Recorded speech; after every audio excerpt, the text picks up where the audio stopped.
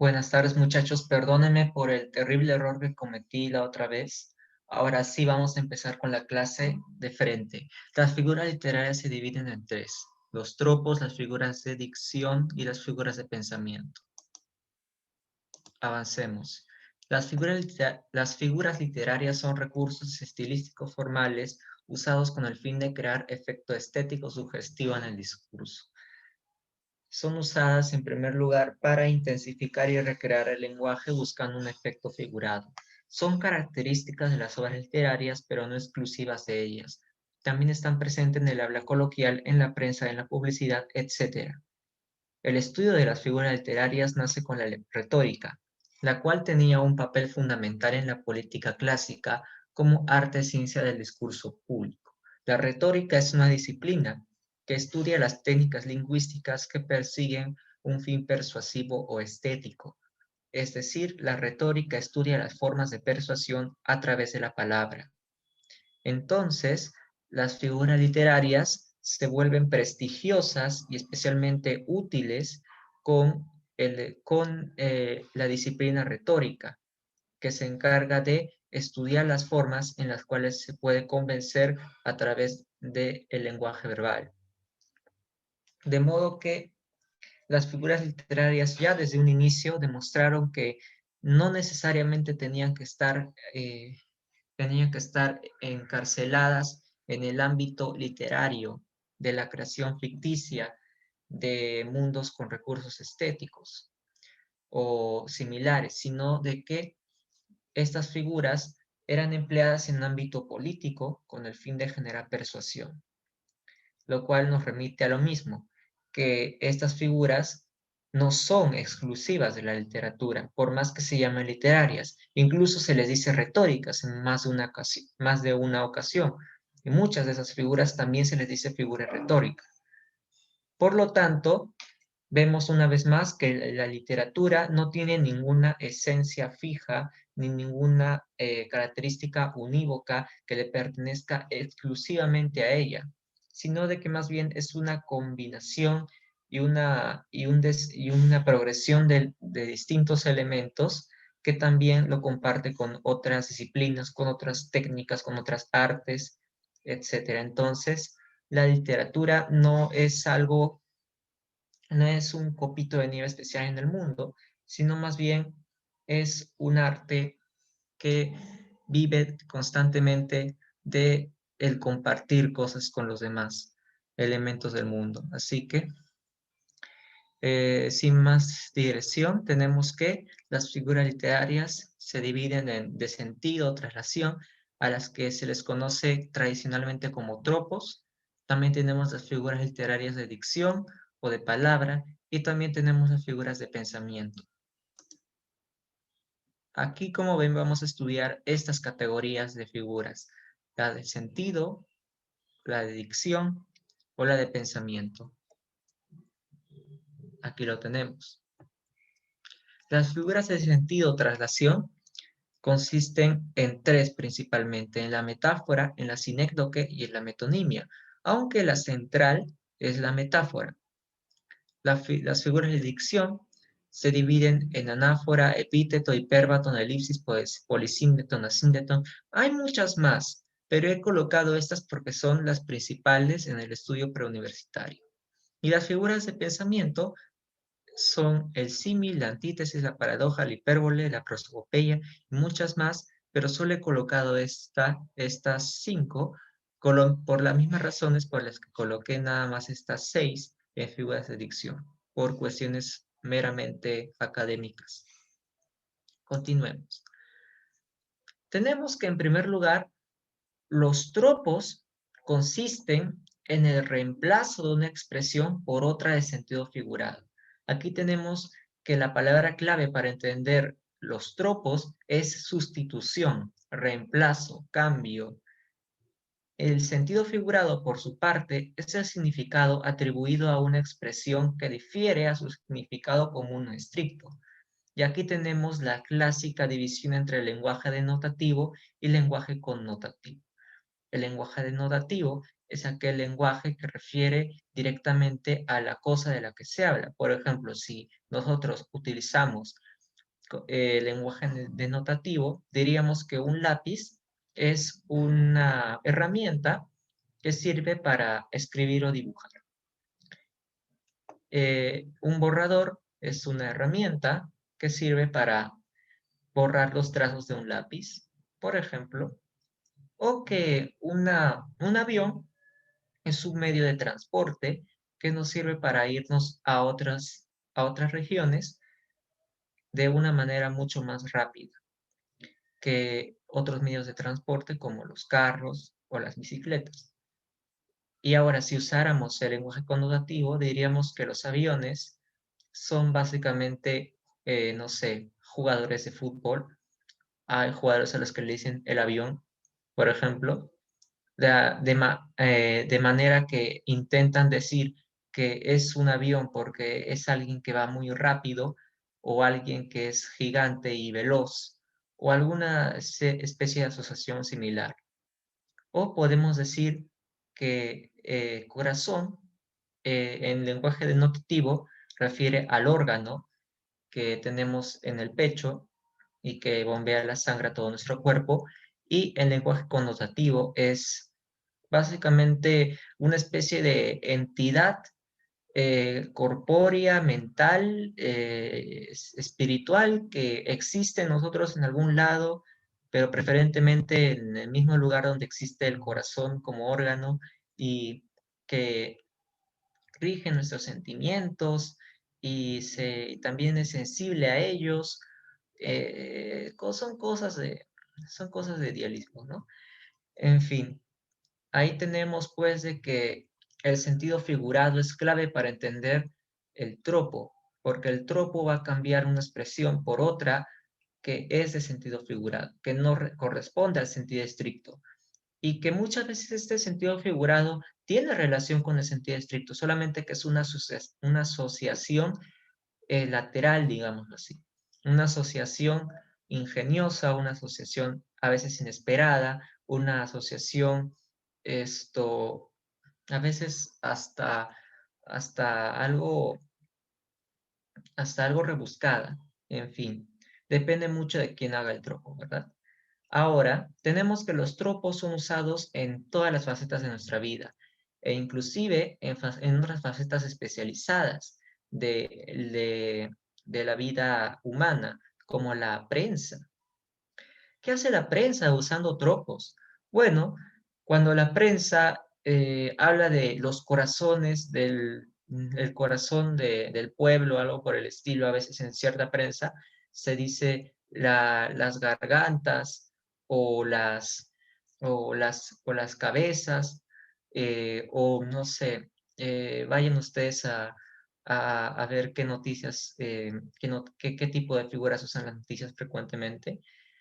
Bien, la prensa suele utilizar bastante los tropos y las figuras literarias en general porque intenta afectar su discurso, intenta estetizarlo, intenta darle un efecto estético al discurso, aunque su foco principal sea el de informar. También la publicidad lo hace buscando más que nada llamar la atención sobre el producto y convencer a la gente o persuadirla o, no sé, o lobotomizarla para que vaya a comprar un producto. Se usan determinadas frases que son muy pegajosas para hacer que la gente se acuerde del producto y para ello no van a escatimar en figuras literarias si es necesario. Incluso se usan en la política como formas de decir que, que alguien representa algo en sí. Por ejemplo, cuando Keiko dice que está en contra, que va a ponerse en contra de la izquierda radical. ¿Y quién es la izquierda radical? Pues, no sé, Verónica Mendoza, Pedro Castillo, etcétera. Entonces, las figuras de sentido o traslación sirven en todas las partes de nuestra vida y en todas las partes de la vida de los demás, así que no debería ser raro que lo escucharan en otros lados que no sean libros u obras literarias de diversa índole. Así que tenemos que los tropos literarios se van socializando y a veces hasta pierden su prestigio en la comunidad literaria y se vuelven corrientes en otros ámbitos como la prensa. Se clasifican en tres tipos: la metáfora, la sinécdoque y la metonimia. La metáfora es la sustitución por semejanza, porque dos elementos se parecen y por eso se sustituyen.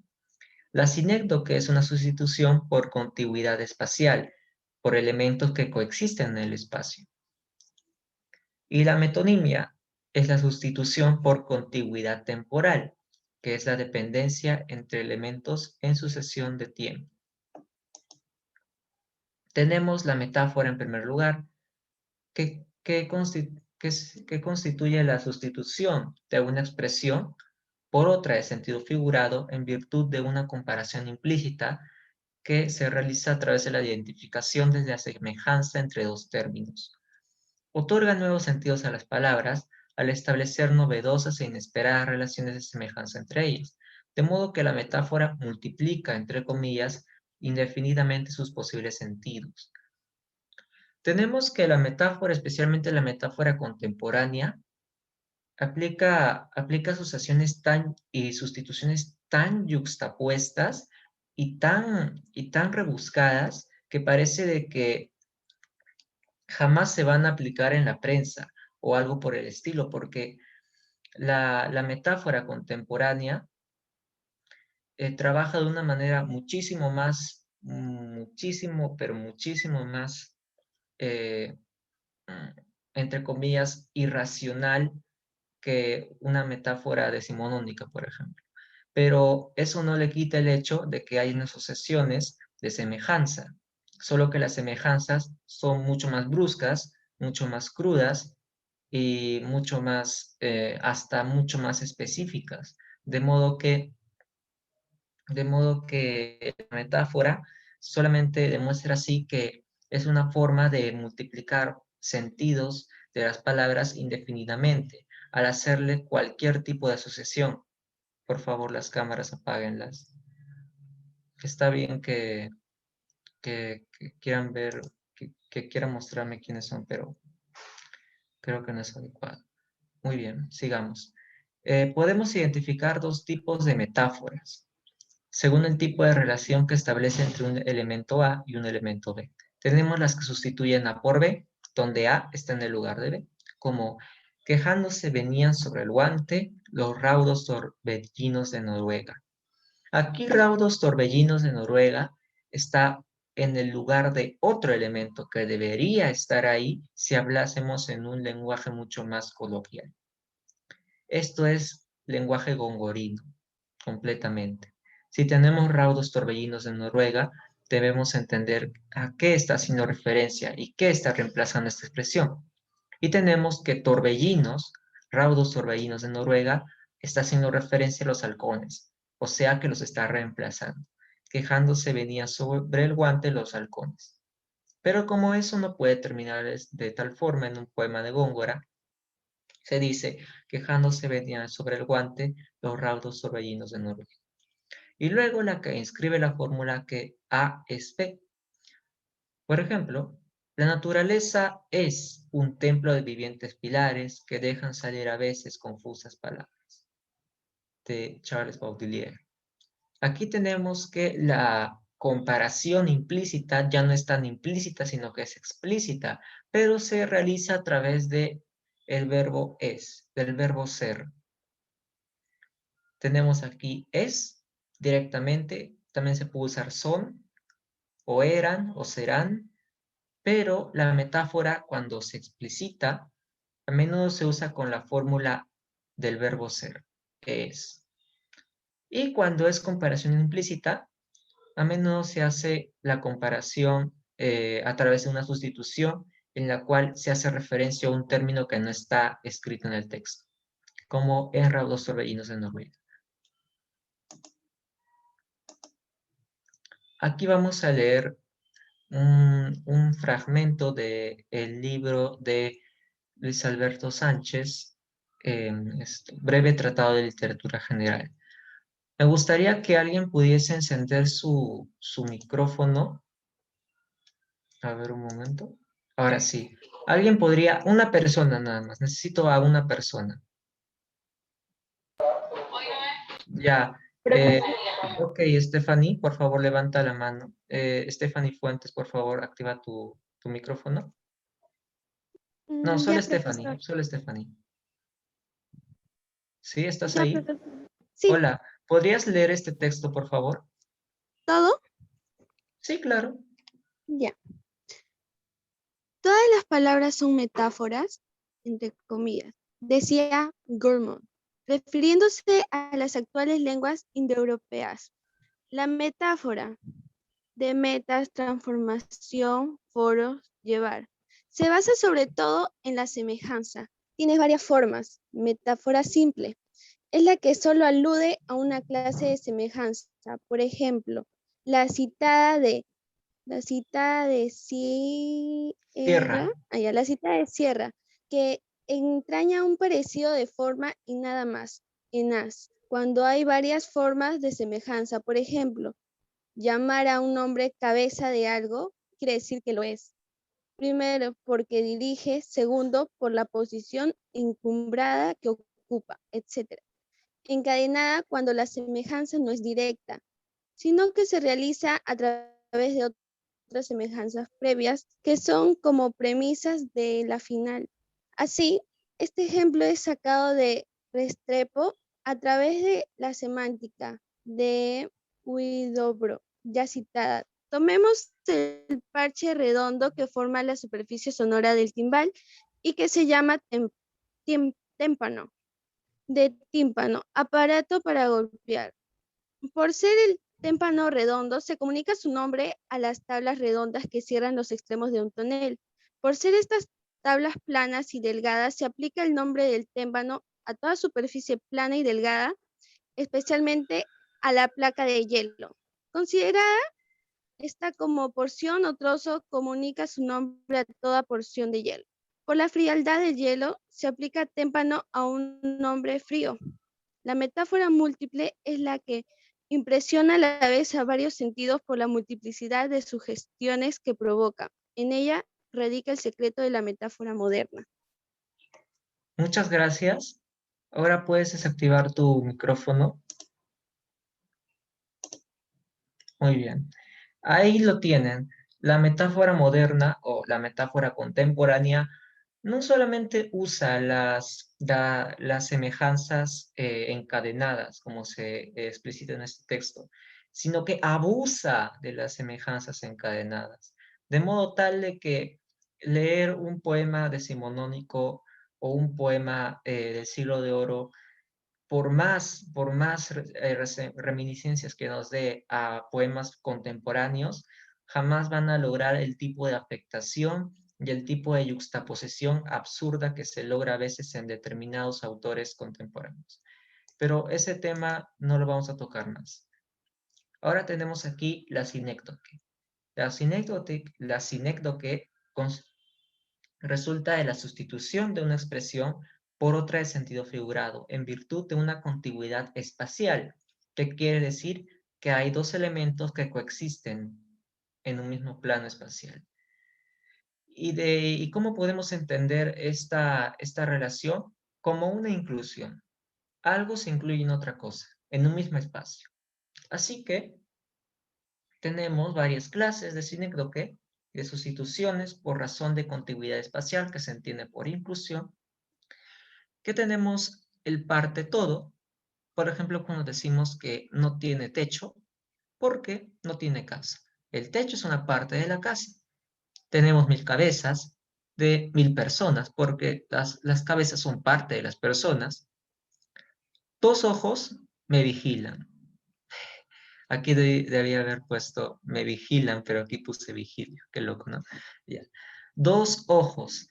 ¿Y quiénes son esos 2 ojos? Pues una persona. Naturalmente una persona debería tener 2 ojos para estar viéndome, a no ser que sea un tuerto, en fin. Ya depende, digamos, un cuento donde hay un tuerto vigilando, un ojo me vigila. Pero en fin, se cumple lo mismo. Los ojos son parte de una persona. Así que tenemos en primer lugar la sinécdoque de parte todo.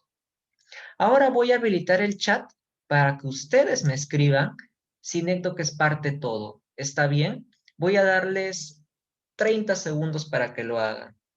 ¿Listos o no? Allá vamos. Venga. Sinécdoque es parte de todo. ¿Qué tal? ¿Qué se les ocurre?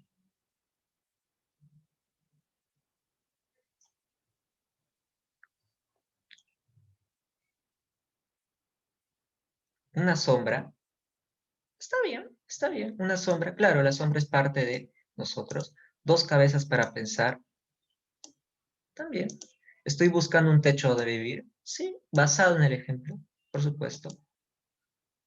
Dos pies, ¿me siguen? Está bueno, ¿ah? Está bueno. Dos pies, una persona. Claro. Pidió su mano. Claro, también tiene sentido. Dame una mano, por favor. Sí, podría ser, podría ser. Vamos a ver más adelante. Mantener cuatro bocas. Exacto, sí. Hace referencia a cuatro hijos o cuatro personas, ya de modo general. Uno más, no tiene zapatos. Bien, cortamos acá. Cortamos acá. No tiene zapatos. No exactamente porque es como que los zapatos no son parte de una persona. Podrías decir, no tengo zapatos y no sería sinécdoque. Así que esa pues no cumple, digamos. Bien, seguimos. Todo parte. En las sinécdocas todo parte, el todo se reemplaza por la parte. Tenemos aquí, el mundo se ríe en su cara, como cuando el mundo se rió en Alianza Lima al descender. Bueno, la gente del mundo. El mundo hace referencia a la gente del mundo. Y obviamente la gente del mundo no es todo el mundo, sino que solamente es una parte del mundo. Creo que me dejo entender. El Perú, la población peruana, no ha sido vacunada. Cuando digo que el Perú no ha sido vacunado, no hago referencia a los árboles, a las montañas, a las nubes o al mar peruano, sino que hago referencia a la población, a la masa humana peruana. La universidad empieza en mayo. ¿La universidad como institución empieza en mayo? Es decir, la universidad no está siempre activa. Ah, claro, no hace referencia a toda la universidad, hace referencia a las clases, que son una parte esencial de la universidad, porque sin clases la universidad no sería universidad, pero no lo son todo, por más importantes que sean. Por lo tanto, aquí tenemos una sinécdoque de todo parte. Bien, especie, género. Sinécdoque de especie, género es en la cual se reemplaza la especie por el género. Como por ejemplo, no tengo ni un sol. Sol es una especie del género que es dinero. Ve y compra un ACE Bolívar. ACE es una marca de detergente. De ahí que es la especie del género detergente. Ahora vamos a pasar a sinécdoque de materia y obra. El gobierno solo imprime papeles, a referencia de el gobierno solo imprime billetes. En el papel, en los libros de teoría, suena muy bien, pero en la práctica, claro, los libros de teoría están hechos de papel y la obra son los libros de teoría. La materia es el papel. Asimismo, en billetes, la obra son los billetes y su materia es el papel, o los papeles. Ahora tenemos especie de individuo, el precursor, el gran capitán. Esto se usa en algunos apodos de personajes famosos, especialmente cuando representan un individuo por antonomasia, digamos así. Alguien legendario en su posición, tanto así que se le dice el precursor, el gran capitán. No se le puede decir simplemente el capitán con mayúsculas a, no sé, a cualquier oficial del ejército, sino de que estos personajes han sido muy importantes en la historia de sus países. Por lo tanto, se usan mayúsculas y sobre todo se reemplaza el, aquí se reemplaza al individuo por la especie, una especie que va a representar. Individuo, especie. Aquí sí tenemos el caso inverso, cuando el individuo es reemplazado por la especie, o más bien, cuando usamos cuando para hablar de una especie, hacemos referencia a un solo individuo. Por ejemplo, eres un Messi, eres un futbolista. Este se cree Cervantes, se cree escritor. Continente y contenido, cuando se reemplaza el continente por el contenido. Cuando se reemplaza, más bien, cuando el contenido es reemplazado por el continente. El estadio, el público del estadio, abucheó al árbitro.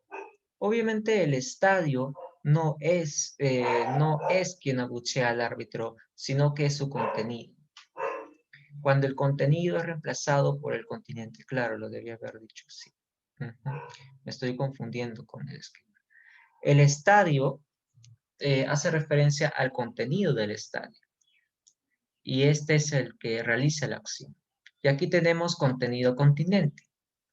Cuando para hablar del continente hablamos de el contenido. Reemplazamos el continente por el contenido. Así tenemos, esta es poesía de Eduardo Eyelson. No estamos diciendo realmente de que esta poesía sea, no sé, los propios versos dichos o flotando en el aire de Eduardo Eyerson, sino que estamos hablando de su continente, estamos hablando de dónde reside esta poesía, dónde se encuentra esta poesía, y naturalmente se encuentra en los libros de poesía, y se encuentra en este caso, en este contexto, en el libro de poesía que estamos señalando, como si hubieran dos personas y una le presenta a otra un libro de poesía de Eduardo Eyelson, y le dice, esta es poesía de Eduardo Jameson. Está reemplazando el continente, o sea, el libro de poesía, por el contenido. Y asimismo lo tenemos en el caso anterior, donde reemplazamos el contenido por el continente. En vez de decir el público del estadio, decimos el estadio. Así nomás. Ahora tenemos la metonimia, que es la sustitución de una expresión por otra en sentido figurado en virtud de una contigüidad espacial. Temporal, perdón, una contigüidad temporal, que es la traslación del sentido de una palabra al sentido de otra que es anterior o posterior a la primera, en una relación de sucesión. Presenta varias clases. En primer lugar tenemos causa-efecto. Por ejemplo, que ella vive de su voz, por ejemplo. Voz hace referencia a la voz con que canta sus canciones por las cuales consigue contratos. Ahí tenemos causa-efecto. La causa es la voz, el efecto es el conseguir contratos y poder vivir de ello. El efecto causa. Él será tu perdición. Sería la causa de tu perdición. Aquí se está reemplazando la causa de tu perdición. En vez de decir causa de tu perdición, se dice directamente el efecto. Será tu perdición. La dictadura fue un genocidio. La dictadura fue un genocidio, se dice cuando se está reemplazando el efecto por la causa por el efecto. Se está reemplazando la causa de un genocidio por el efecto mismo, que es el genocidio. Y aquí tenemos autor y obra, que se reemplaza de forma tal de que, por ejemplo, no me gusta Murakami. No me gustan las obras de Murakami. Se reemplaza el hacer referencia a las obras por el mismo autor. No me gusta Murakami, o sea que no me gustan las obras de Murakami, por ejemplo, y siempre leo a Allende, siempre leo las obras de Allende. Estoy reemplazando el hacer referencia a las obras de un autor por el propio autor. Instrumento agente. Eres la mejor guitarra entre estos novatos. Se está reemplazando al agente por el instrumento con el que del que hace uso esta gente. De ahí que en vez de decir, eres la mejor guitarrista entre estos novatos, se le dice, eres la mejor guitarra, o eres el mejor violín, o eres el mejor piano, o eres el mejor bajo, en vez de decir bajista. A veces suena más elegante, o suena más, suena más afectado de forma de que a veces se prefiere hablar de esta manera, incluso en el habla coloquial. Y luego tenemos signo y significado, donde el significado es reemplazado por el signo mismo. Así tenemos, la cruz triunfó de la media luna en la batalla de Lepanto. La cruz hace referencia al cristianismo. La media luna hace referencia al islamismo. Y ahí lo tenemos. Aquí también tenemos los relojes no avanzan. Los relojes son símbolos del tiempo. El tiempo está simbolizado en los relojes. De modo que en esta metonimia reemplazamos el significado, el tiempo, por sus signos, los relojes. Tenemos también objeto procedencia, donde,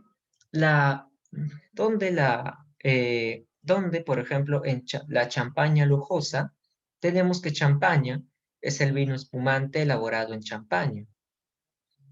Así pues, tenemos que a un objeto muchas veces se lo va a llamar no por el objeto en sí mismo, entre comillas, sino por el lugar de donde procede.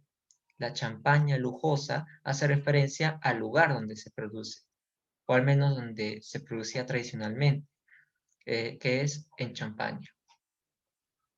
Ahora quisiera que que en el chat me compartieran algunos ejemplos de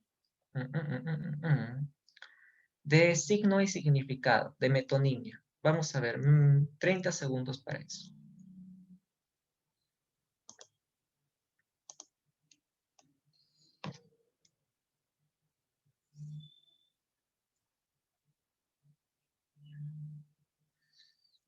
Ajá, la paloma, el corazón, muy bien, muy bien.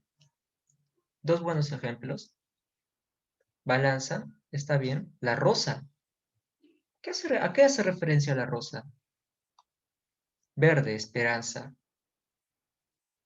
Claro, pero el problema ahí es que ahí verde es claramente un símbolo de esperanza.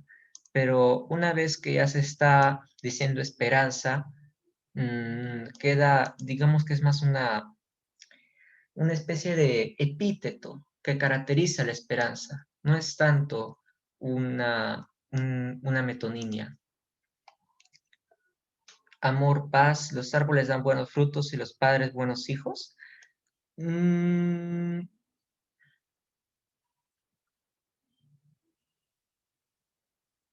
Verde igual a esperanza, sí.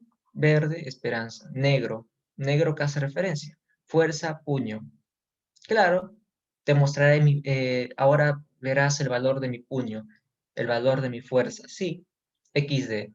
Rosa, belleza. Ah, bueno. Sí, también. Blanquirroja, claro. La blanquirroja para hacer uso del Perú, que es un símbolo, claro. Laos dejó sin pan a Venezuela. Chávez dejó sin pan a Venezuela. Blanco, paz. También. Blanco, paz. Rojo, peligro. También, es verdad. Ahora, eh, los árboles dan buenos frutos y los padres dan buenos hijos.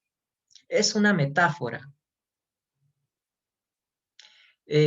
Aquí debería ser los buenos árboles dan buenos frutos y los buenos padres buenos hijos. Claro, de esa manera sí sería una forma metafórica de hablar de lo importante que es que los padres de familia sean personas de calidad. En fin, ya creo que es suficiente. XD, risa. Wow, ustedes me sorprenden, muchachos. Muy bien, voy a cortar el chat.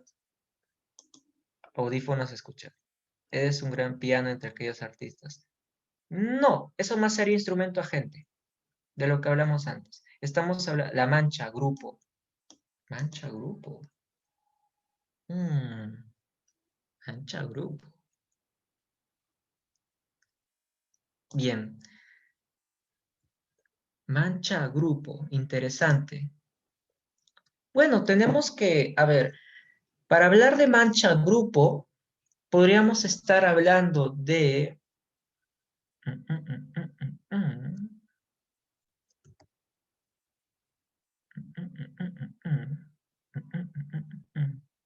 Claro, podremos estar hablando de signo y significado.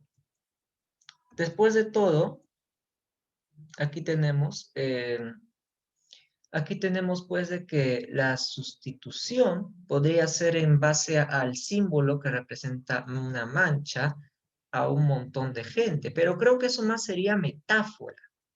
Ahora que lo pienso, sería más una metáfora, ya que hay varias, es una metáfora encadenada, hay varias asociaciones de semejanza ahí, porque una mancha es algo, es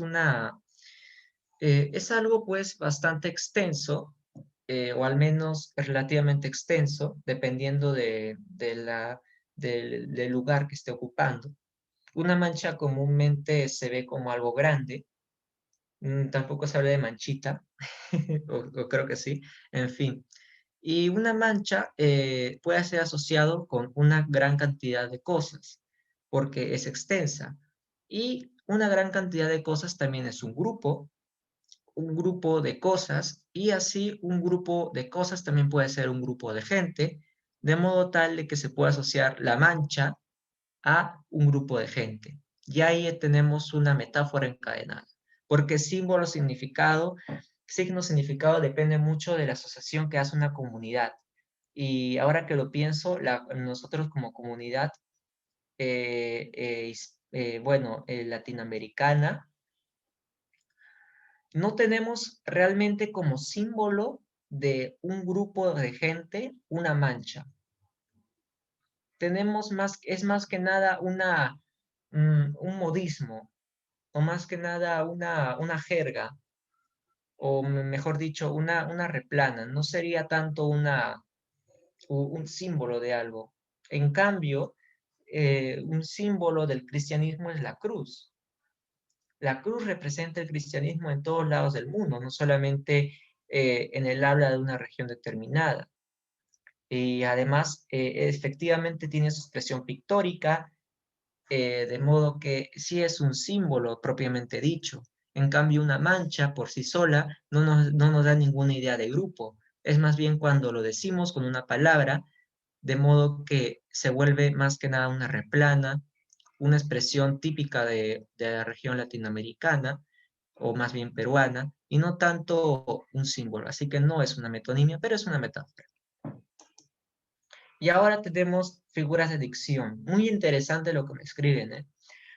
Tenemos que las figuras de dicción son son recursos que buscan creación de un efecto estético mediante la colocación de palabras. Teníamos que la metáfora, la sinécdoque y la metonimia eran tropos, o figuras de traslación o figuras de sentido, que se encargaban de sustituir en principio, de sustituir una expresión por otra de sentido figurado. La metáfora sustituía en base a una relación de semejanza, que podía ser más o menos implícita. La metonimia reemplazaba valiéndose de la sucesión producida por una contigüidad temporal, de cosas que en el tiempo se suceden. Primero una, luego otra.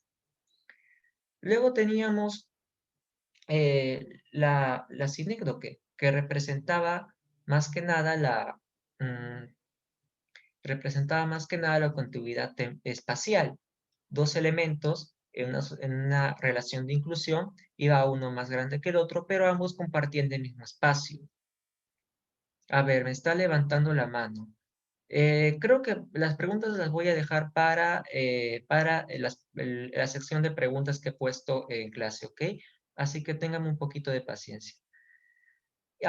Aquí tenemos más bien que las figuras de dicción buscan crear efecto estético por la colocación de las palabras, ya no por la sustitución de expresiones, sino por cómo se ponen las palabras. De modo que ahora ya no existe tanto esta extraña manía de estar asociando significados unos con otros y cambiándolos para crear efectos sugestivos bien fuertes en la gente pues aficionada a leer ese tipo de cosas. y que les produzca placer o, no sé, miedo, no sé qué tipo de reacción tiene esa gente. En fin, sino de que aquí se busca cambiar el orden de las palabras, cambiar su distribución en la oración, en la frase. De modo que tenemos, por ejemplo, en la anáfora, que la repetición de uno o más palabras al inicio de un verso o oración es una forma, un recurso de crear el efecto estético mediante la colocación de las palabras. ¿Por qué? Porque estamos voluntaria y deliberadamente colocando una palabra determinada al inicio para crear un efecto estético. De modo que tenemos en este ejemplo, temprano levantó la muerte el vuelo, temprano madrugó la madrugada de Miguel Hernández. Tenemos que temprano se repite al inicio.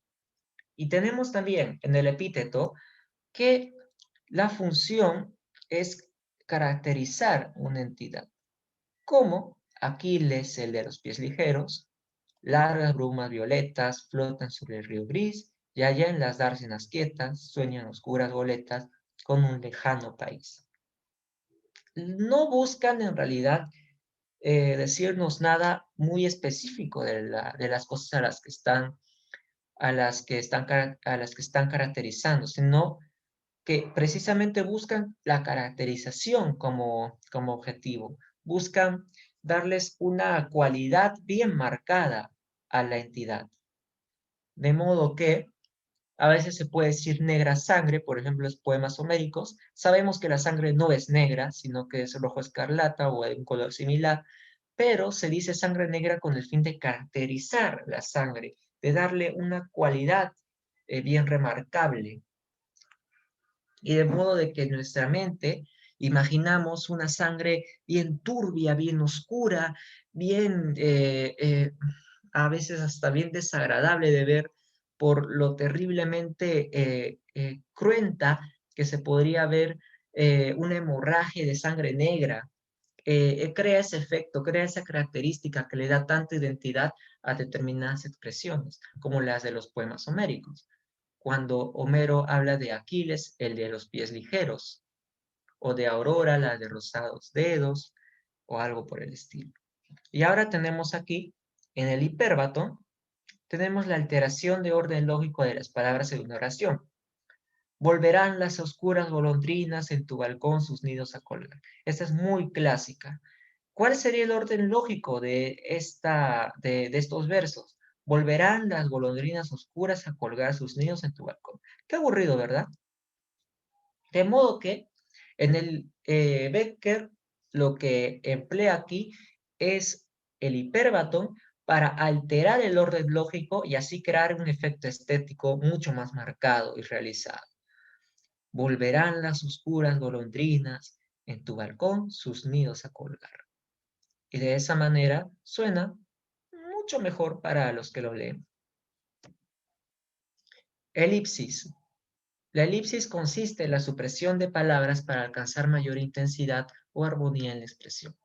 Se cambia la distribución, no agregando ni quitando más cosas, mejor dicho, no agregando ni cambiando realmente las cosas, sino que quitándolas.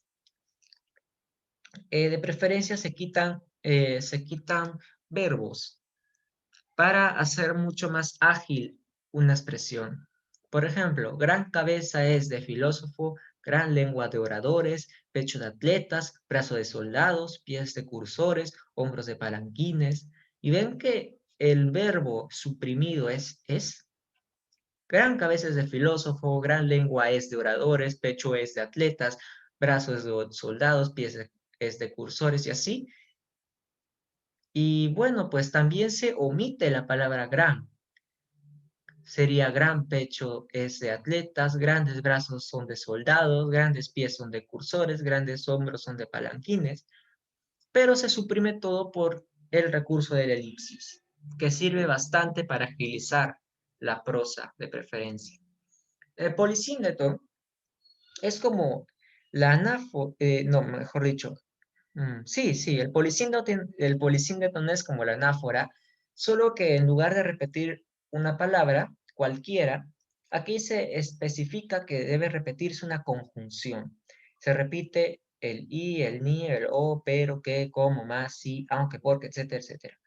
Por ejemplo, un fragmento de Lope de Vega. Ni hables con mis mujeres, ni con mis cautivos trates, ni preguntes en qué entiendo, ni quien viene a visitarme, qué fiestas me dan contento, o qué colores me placen. Como se ve, está repitiendo ni, ni, que, bueno, ni es lo que nos importa, porque ni son las conjunciones de la polisíndeton. Y aquí tenemos la síndeton, que más bien en lugar de repetir la conjunción la suprime. Por ejemplo, desmayarse, atreverse, estar furioso, áspero, tierno, liberal, esquivo, alentado, mortal, difunto, vivo, leal, traidor, cobarde y animoso. ¿Qué se suprimió? Y ¿para qué? Para agilizar el discurso.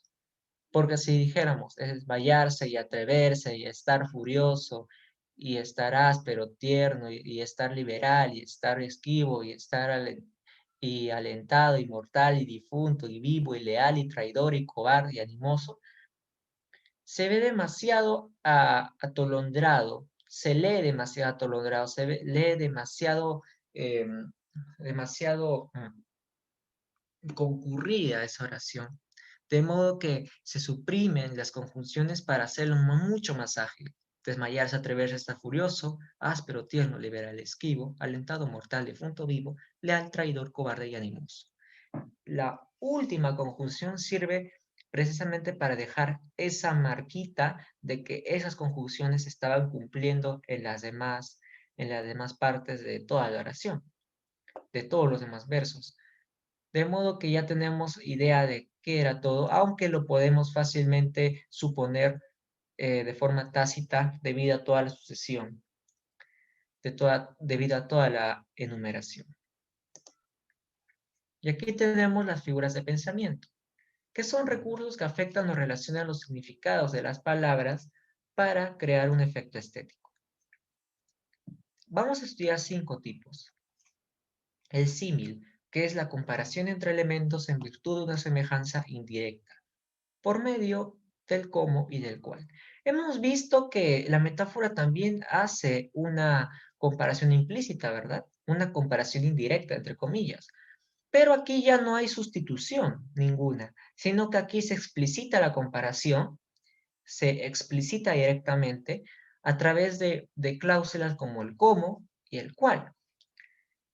Se ponen los sentidos frente al otro, uno frente al otro, en una comparación explícita, como por ejemplo, él es un mentiroso tan hábil como su padre. Antítesis, se presentan dos ideas que coexisten opuestas entre sí, como en el ejemplo clásico, si eres nieve, ¿por qué tus vivas llamas? Si eres llama, ¿por qué tu hielo inerte? Si eres sombra, ¿por qué la luz derramas? Llamas, nieve, llamas, hielo, sombras, luz. Y aquí tenemos la coexistencia de dos ideas que son completamente opuestas. Es decir, ¿cómo puede la nieve cómo puede la nieve tener llamas? ¿Cómo puede la llama ser inerte como el hielo? ¿Cómo puede la sombra derramar luz? Se está hablando aquí de unos versos antitéticos, con el fin de reforzar una expresión, reforzar una idea determinada. Y la paradoja es la exposición de una idea aparentemente contradictoria. Aquí ya no hablamos de ideas que coexisten opuestas entre sí, sino que precisamente ya no son dos ideas, ahora es solamente una idea contradictoria en su núcleo. Aquí ya no hay dos ideas como uno, ser nieve, dos, tener vivas llamas, sino que aquí la propia idea en sí misma hay una sola y es contradictoria. Pero claro, aquí hay varias ideas, ¿verdad? Pero aquí ya no tenemos esa división en dos antitética, de síntesis y antítesis, digamos. Por ejemplo, vivo sin vivir en mí. Y tal alta vida espero que muero porque no muero. Aquí ya tenemos ideas bastante más compactas, pero que en sí mismas son contradictorias. Es decir, ¿cómo puede ser la razón de que te mueres el que no te mueres? ¿Y cómo puede ser la razón y cómo puede ser que vives sin vivir en ti? Es porque se habla de una idea que es aparentemente contradictoria, pero que está reforzando un mensaje y de que nos indica también de que una idea determinada es posible detrás de esta paradoja. Póngase a pensar un momento cómo se puede decir que alguien muere porque no muere.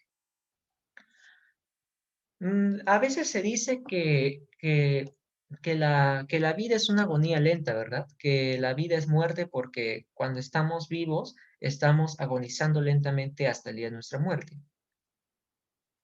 Y bien, esto más o menos nos puede ayudar a entender por qué se puede decir muero porque no muero. Porque se supone que cuando alguien está viviendo, o al menos según esta idea, estamos agonizando lentamente y sin darnos cuenta a veces. Y de modo que podemos decir que morimos porque estamos vivos, de que en la vida nos estamos ya muriendo. Y así es posible decir de que yo muero porque no me estoy muriendo. Muero porque estoy vivo. No estoy muerto, pero me estoy muriendo porque no he muerto, porque estoy vivo. Y vivir es morir lentamente.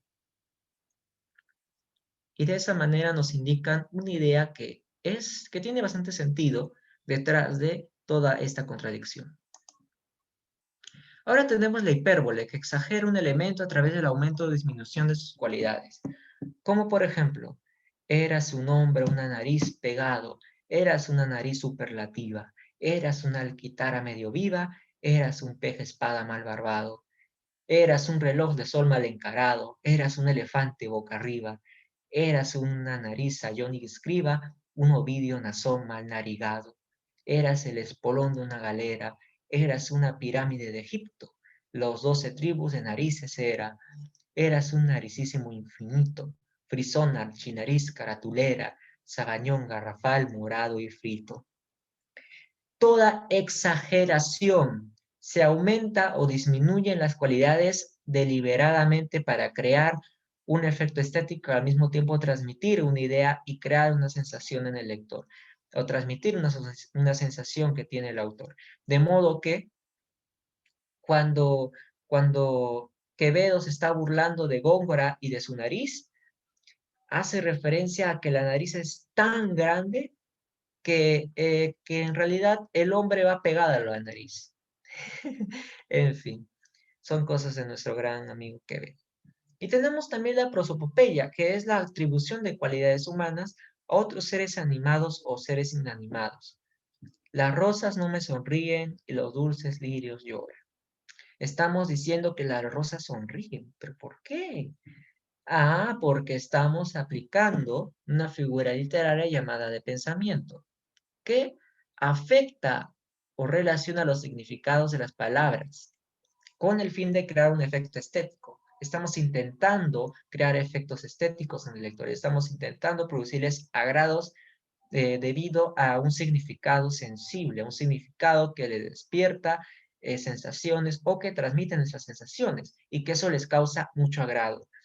Y de ese modo tenemos toda la licencia para decir que las rosas no me sonríen, que las rosas no me quieren sonreír y que los dulces lirios están llorando, pobrecitos. ¿Qué les habrá pasado? Ahora voy a activar el chat para que me hagan sus preguntas. ¿Está bien? Porque creo que algunos me han levantado la mano. Ahí los voy a esperar.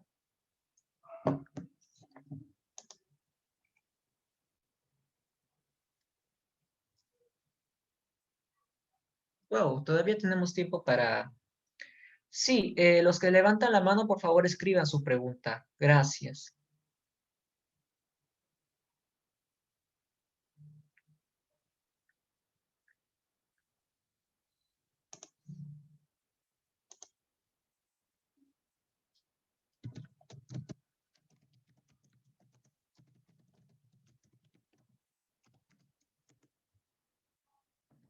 A. ¿Existe literatura sin figuras literarias? Mm, ¿Existe realmente alguna persona que nunca en su vida haya conversado con figuras literarias? Algo así me suena la pregunta. Y no es que haya literatura sin figuras literarias, es que hay literatura en la cual las figuras literarias más afectadas, digamos las más truculentas, más artificiosas, son evitadas y se es mucho más llano y simple. Esa literatura usa a veces figuras literarias de tipo coloquial, de las llamadas figuras literarias socializadas. Y así que no precisamente es que exista alguna literatura sin ninguna figura literaria que carezca de figuras literarias, pero sí hay literatura que evita ser artificiosa y que busca ser más sencilla, más natural, que no es lo mismo que no tener figuras literarias, a no ser que me esté perdiendo de alguna literatura totalmente programática, donde, donde se use un lenguaje pero tan estrictamente denotativo que haga nada más referencia a las cosas determinadas y que no utilice ninguna metáfora, pero eso es imposible, porque ya en primer lugar nuestro lenguaje está muy basado en metáforas. Les mostré ese fragmento del libro de Luis Alberto Sánchez, donde se explica el encadenamiento metafórico de la palabra témpano, tímpano, claro, porque así demuestra que el lenguaje está muy arraigado en metáforas. Hay algún poeta francés que dijo una vez que nuestro lenguaje son metáforas, en realidad son tropos, que sin los tropos no podemos comunicarnos. Y es verdad, porque muchas de las expresiones que tenemos, que son indispensables para nosotros, vienen muy a menudo de asociaciones, incluso las palabras más básicas. Si nos ponemos a revisar en toda la historia lexicográfica de todo nuestro lenguaje, del lenguaje humano en general, vamos a ver que las palabras más básicas hacen referencia a asociaciones de semejanza. Así que no es posible hacer algo así. Me parece, ya tendría, para hacer eso deberías inventar un lenguaje propio donde todo se refiere a las cosas y aún así sería imposible. No sé cómo se lograría. Pero eso sí, hay literatura que intenta hablar sin afectación y de manera coloquial. Sí, la antipoesía, por ejemplo, que se expresa de una manera muy ligera y muy coloquial, pero que no por eso rescinde de utilizar una figura literaria que se use en el habla coloquial. Usar muchas figuras literarias también puede ser una exageración contra lo estético. Esa es la pregunta que se le puede hacer bien a José Santos Chocano, si no me equivoco el nombre de este poeta modernista peruano. Es recontra retoricista, recontra afectado, y eso es lo que no le gusta a muchos lectores. Es tan afectado de que en ocasiones se ve que su poema es puro recurso retórico y muy poco de contenido intelectual o sensible. Es una crítica muy válida, de hecho. Así que sí, se puede decir que eso puede suceder, aunque recordemos que la crítica también hace de las suyas, y Chocano en su época era reconocido como quizás el poeta más importante del Perú. Augusto B. Leguía lo condecoró con un título honorífico muy importante, que no me acuerdo cómo se llama, pero era muy, muy importante y básicamente eso lo hacía prácticamente intocable, incluso se lo relacionaba con un crimen y no pudo ir a la cárcel por ese prestigio que tenía, así que, bueno, no me desvío. No te preocupes por tu ortografía. En Sinécdoque, ¿cuál es la diferencia entre todo parte y contenido continente? Porque vi que los ejemplos son similares. A, todo parte y contenido continente. Bien, en realidad la diferencia es demasiado sutil. Lo que sucede es que en parte todo no tiene por qué implicar que sea contenido continente o continente contenido, más bien, sino de que, por ejemplo, a ver, ¿cómo lo explico? El, el, eh, el estadio tiene varias partes. El estadio es un todo que tiene varias partes. Esas partes pueden ser gradas, si es de fútbol, pues campo de fútbol, arcos, zona de prensa, vestidores, etcétera, etcétera. Y ahora, si yo hablo del contenido de un estadio, también puedo hablar de básicamente lo mismo, pero también puedo hablar de espectadores, de público. Pero obviamente el público no es una parte del estadio, porque un estadio puede ser estadio sin público, como se ha demostrado en la pandemia, ¿verdad? Pero claro, se supone que el estadio es el continente donde se alberga el contenido que vendría a ser el público que va al estadio a ver, ¿verdad? Incluso, ¿alguna vez no han visto un estadio vacío? Bueno, pues ese es el estadio en sí mismo, el continente sin contenidos. El estadio sin jugadores, sin público, es un continente sin contenidos, virtualmente. Pero aún así es un todo que tiene sus partes. A eso hago referencia. Es como el vaso de agua. Un vaso puede ser vaso sin agua. Un continente puede ser continente sin contenido, pero un todo no puede ser su todo sin las partes que lo integran. Porque un vaso no puede ser un vaso sin vidrio, por ejemplo. No sé, por ejemplo. Pero eso ya sería más materia-obra, ¿verdad? El vaso, la obra está hecha de la materia que es vidrio. Más bien otro ejemplo. Una jarra. Una jarra puede ser una jarra sin agua o sin ningún líquido. Pero la jarra no puede ser jarra si no tiene, digamos, no sé, el pico. El pico es una parte de la jarra, un piquito para que se eche el agua. No sé, ese tipo de ejemplos se me ocurren. Hoy la tierra y los cielos me sonríen, hoy llega al fondo de mi alma el sol, hoy sé qué clase me toca hoy comienza la clase de profesorio. Ay, muy linda, muchas gracias. ¿Cuál es la figura literaria? La metáfora siempre. Metáfora, sí. El epíteto se podría decir que sería como añadir un adjetivo a un sustantivo. Mm, de hecho, es añadir un adjetivo a un sustantivo, pero el adjetivo se sirve para caracterizar al sustantivo, para darle una cualidad remarcada y que le da una identidad muy, muy característica al sustantivo. Básicamente que lo hace inolvidable, entre comillas. Ahora voy a desactivar el chat para hacer unas preguntitas.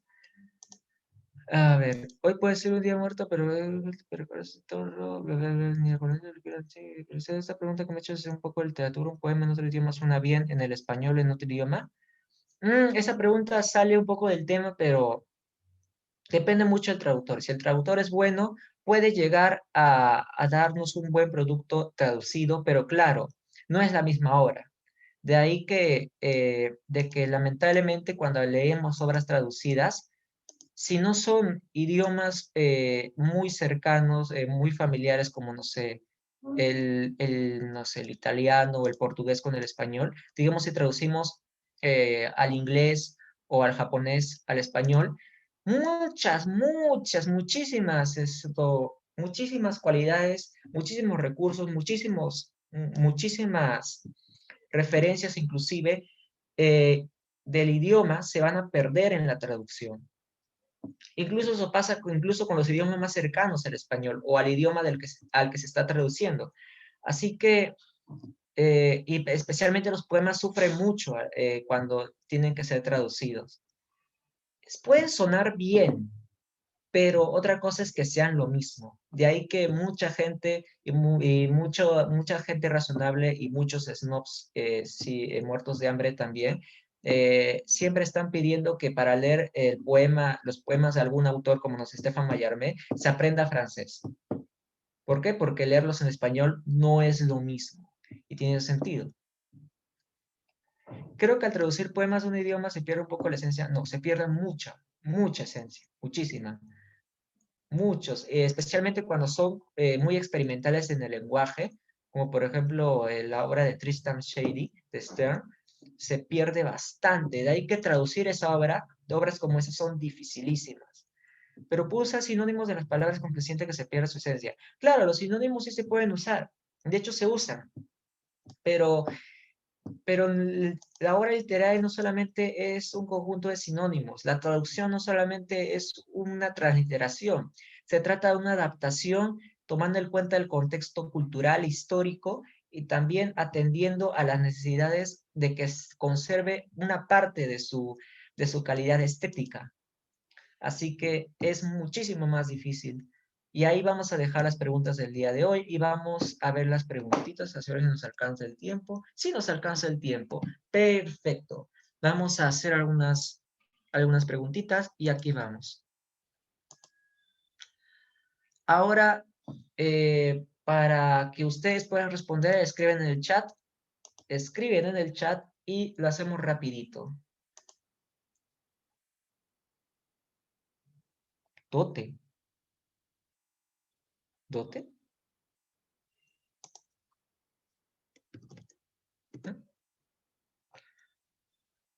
C, me dicen.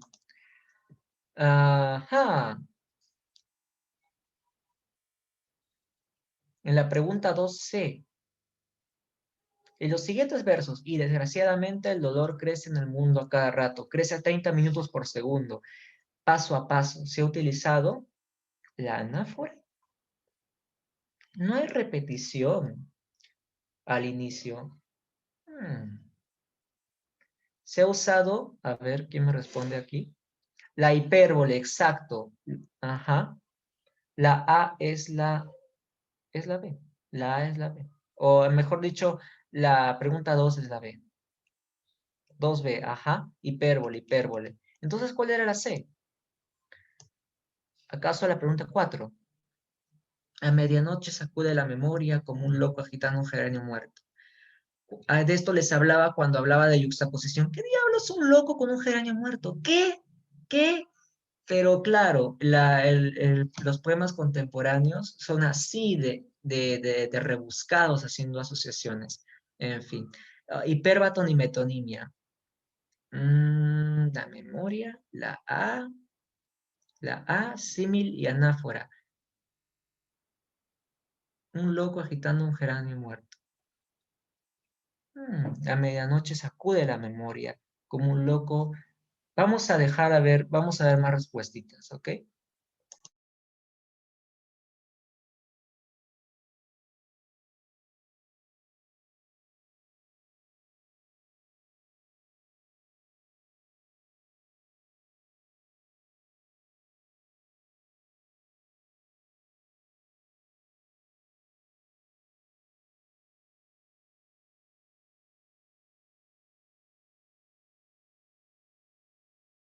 Ok, sí, no, apóstrofe y metáfora no, es personificación y símil, porque aquí estamos hablando de que la medianoche está haciendo algo que no hace la medianoche no sacude memorias, quienes sacuden las memorias somos nosotros mismos a ver la medianoche, así que E de mano. Ah, claro, personifica la medianoche, exacto. Y símil, claro, porque está comparando directamente con una fórmula llamada ¿cómo? Como un loco gitano un geranio muerto. Esos versos me gustan, me sacan de quicio porque son muy descabellados. Exacto, a mí también, sí, sí, son muy rebuscados y descabellados, sí, y también me gustan, muchos de ellos me gustan. Así que continuemos. Para quien me preguntó si ya iban a ser las 7, sí es cierto, van a ser las 7, pero no se preocupen, no tenemos por qué hacer todas las preguntas, podemos hacer algunas y dejar el resto para que ustedes las puedan hacer. Después de todo, siempre es bueno que ustedes tengan alguna tareita, ¿verdad? Bien, la pregunta 6. En los siguientes versos de Rubén Darío, oh poetas el de la lira universal, el ave pulsa una cuerda, bendito el calor sagrado que hizo reventar las yemas. Lo subrayado corresponde a donde ave es el poeta y calor es la inspiración. ¿Qué tal?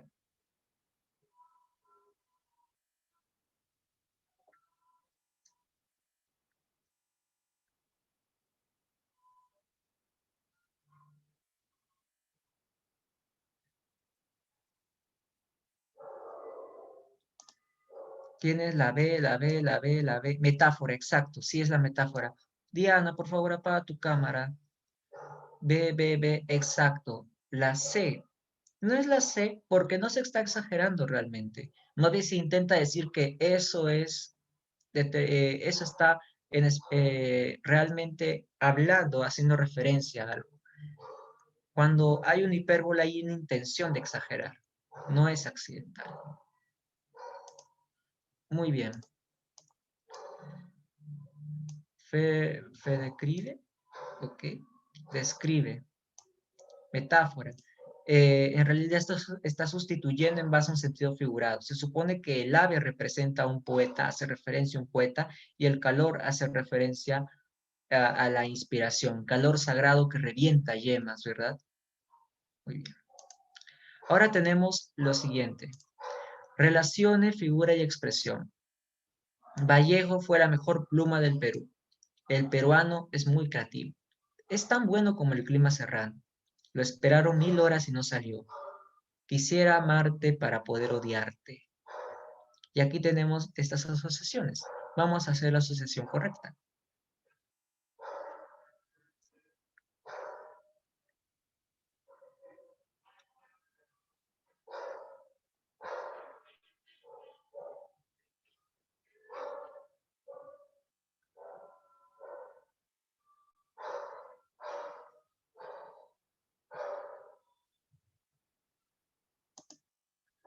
C, A. Sí, es la A. Vallejo fue la mejor pluma del Perú. La A. Vallejo fue la mejor pluma del Perú. Está indicando una metonimia. Se está reemplazando Vallejo por las obras de Vallejo. El peruano es muy creativo. Sí, pues porque se está haciendo la de el todo parte, ¿verdad? Se está reemplazando el todo por las partes. Es tan bueno como el clima serrano. Es un símil, sí. Se está usando la fórmula como para hacer una comparación. Lo esperaron 1000 horas y no salió. Hipérbole. Sí, 1000 horas es demasiado. Se intenta exagerar. Nadie espera 1000 horas. Si no te mueres de hambre. Ok. Pregunta 8. Veamos. ¿Cuál de las siguientes expresiones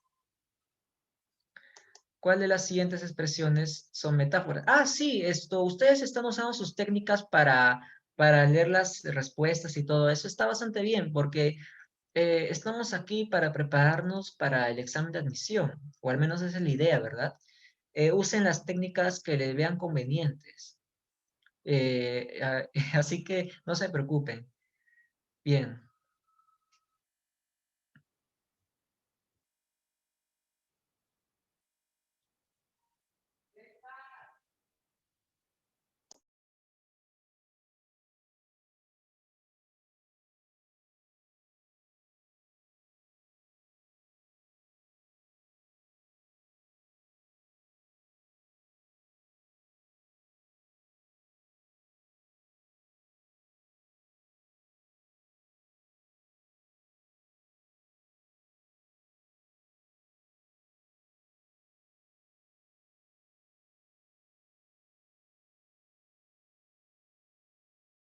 Muy bien.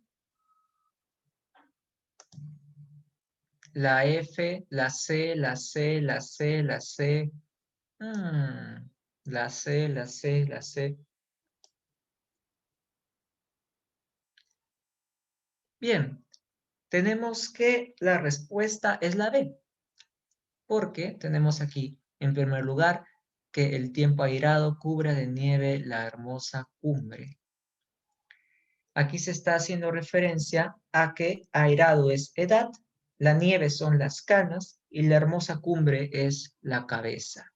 ¿Entienden? El tiempo airado cubre de canas la cabeza. Ahora tenemos un monte era de miembros eminentes. Aquí ya tenemos que se está comparando monte con cuerpo. Y tenemos también que en la expresión 3 tenemos la sustitución implícita entre potros de caballos atilas con desgracias humanas. Profe, ¿mandará el link? Sí, voy a mandar... sí, ¿verdad? Sí, sí. Así que en esta parte ya hemos pasado a... así que la respuesta es la B. Así que vamos a pasar rápidamente a la sección de rellenar tu asistencia. Y ahí ya mandé el link. Hay muchas más preguntas que ustedes pueden hacer en su casita. Bueno, bueno, siempre están en su casa, ¿verdad? Aquí lo tienen. Tienen 5 minutos para rellenar. Qué bueno que ahora no se me ha cortado el Zoom. Qué bueno, porque ya estaba asustándome. Así que por favor, rellenen. Ahí está, sí, sí, el link, ahí está. Ahí está el link, ahí está, ahí está, ahí está. Miren. ¿Verdad? Disculpen, disculpen. Creo que ahora sí lo voy a mandar. Ahora sí debería estar. Ahora sí. Ahora sí, ahora sí. Ya. Bueno.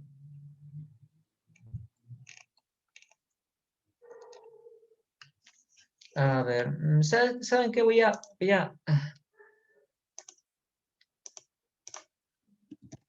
Ahora sí, voy a cortar el chat. Ahora sí.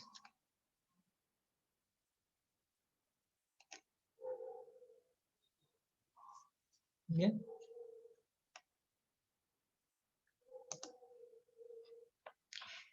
Y bien.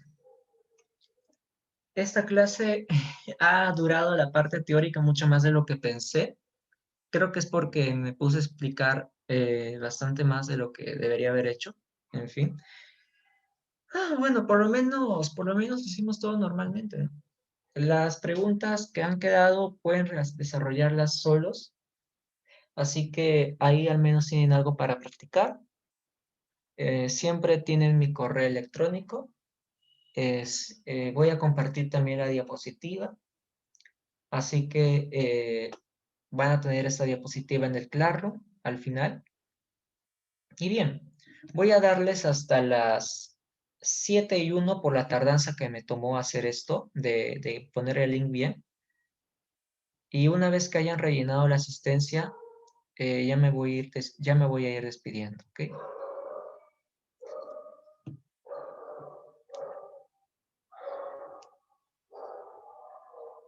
Parece que todos están yendo ya.